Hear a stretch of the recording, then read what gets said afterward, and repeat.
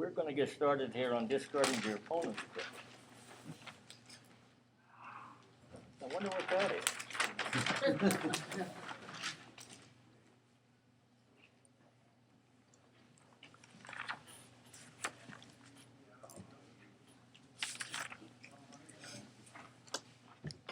Now there's a few general rules.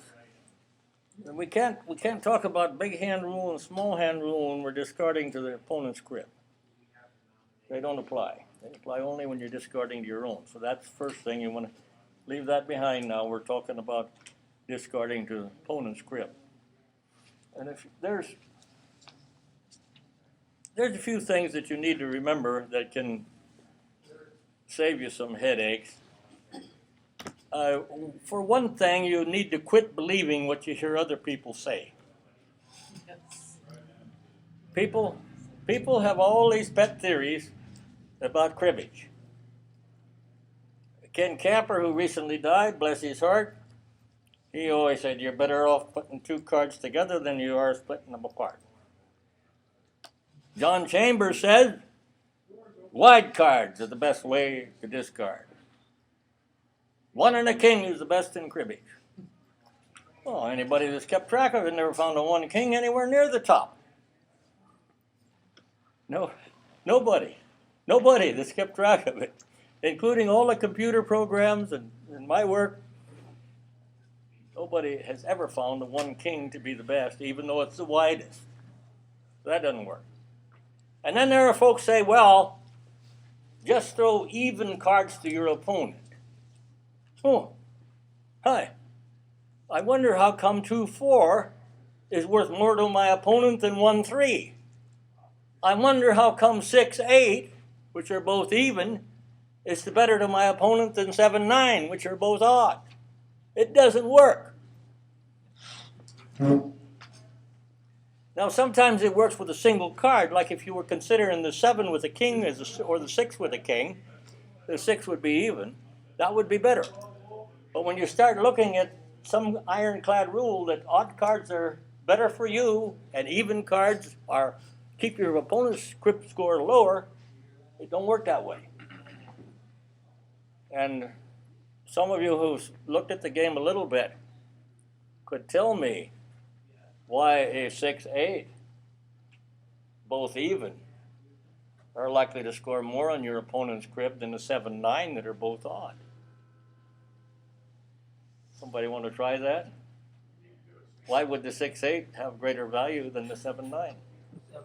7 is one thing. 7 will fit in the middle, and what else works with the 6-8? 1. Yeah. 7-9. Nothing. 8 only. That's it. Now, one other thing I want to mention before we move on also, because these discards are very close.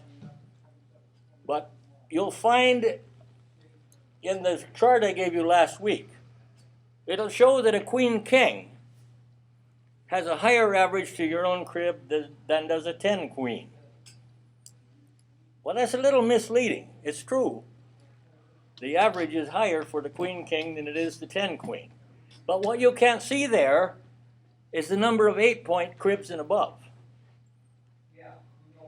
And if you want to get a decent scoring crib, the 10-queen is far more likely to do it than the king-queen, if you've got to put those kind of cards to your own crib. Why might that be? That jack cat. The 10 works down, too. 10 works down, too, yeah. And, see, so you can pick up a double run below the 10. Whereas with the king-queen, your opponent probably won't let you take anything out on the other end of that king. See, so if you're looking for 8 points or more in your crib, the 10-queen is more likely to do it than is the queen-king. If you're trying to avoid pegs, the king is a better card to have in your hand, too, as a dealer. You know, because the opponent is likely to toss their king if they had one anyway. So keep those little things in mind. Now, the other thing, of course, my folks were great believers in just get the cut. Hey, that's all. You don't have to know none of this stuff. All you've got to get is the card on the deck. Oh yeah, okay. Well, what I discovered was I get it about a third of the time. That's probably about how it goes. If you look at the composition of the deck and you're just playing for the cut, you're probably getting some help about a third of the time.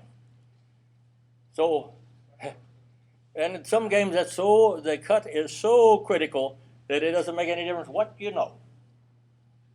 You could get a grand slam if you had 9 games like that. My mother once in a while would get a grand slam, but I tell you, she didn't get much in between them, and they might be 3 years apart. But so, give me the cards and I can play them.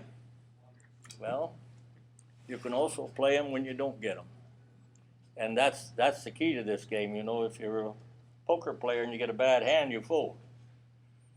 Anybody with good sense at the poker table doesn't play a real bad hand. I mean, it's that out. It's cheaper, a lot cheaper.